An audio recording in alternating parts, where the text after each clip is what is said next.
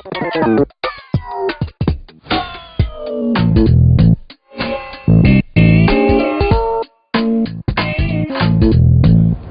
is Chaba from the Moonrisers band Rise Up Paleo.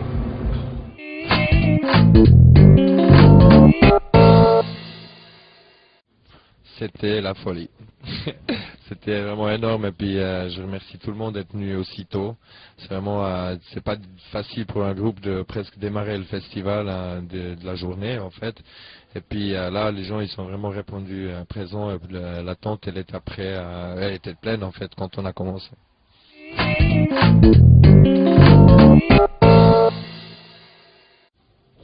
Alors les Moonrisers, c'est un groupe qui s'est fait envahir par un petit lutin, un petit extraterrestre qui s'appelle Mooney. Et puis c'est lui qui nous fait faire des reggae depuis 17 ans. Non, non, alors les membres, ils ont beaucoup changé. Nous on considère un peu les Moons comme un projet musical. On a envie de faire la musique avec des musiciens professionnels, dans des cadres professionnels. Et puis on avance, et puis il y a les musiciens qui viennent, qui restent avec nous. Là, on est depuis bientôt 4 ans, on est presque la même troupe.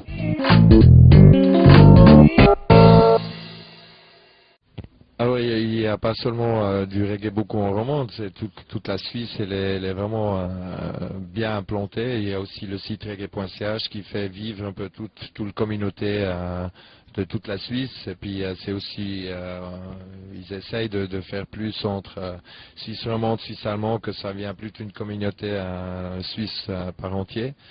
Et puis grâce à ça, il y avait aussi des compilations qui sont sorties avec plein de groupes de reggae suisses. Ça fait aussi que les organisateurs ils les ont engagés. Et puis maintenant, il voit aussi que c'est des concerts bien visités à côté de plein d'autres styles. C'est vraiment des concerts qui sont quasi tout le temps pleins. Et puis il y a vraiment du monde. Et puis il y a une bonne ambiance.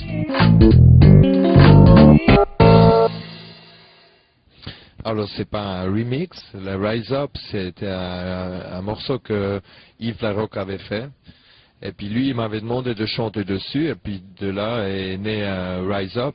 Avec les Moonrisers on a repris ce morceau en version reggae plus tard pour mettre sur notre CD. Et en effet peut-être on est un des premiers groupes de reggae du monde qui ont fait un remix d'un morceau house.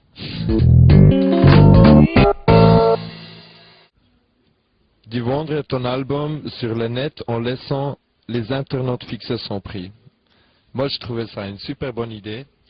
Je pense qu'il faut quand même, pour l'instant, avoir un certain statut pour le faire. Mais moi, je pense que c'est vraiment, si les gens ils aiment, ils payent.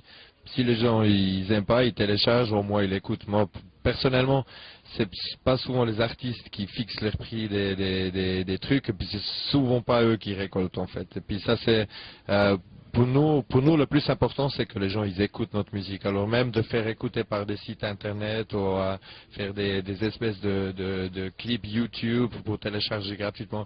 Moi je suis à fond pour. Nous, quand les gens ils écoutent notre musique, nous on est contents.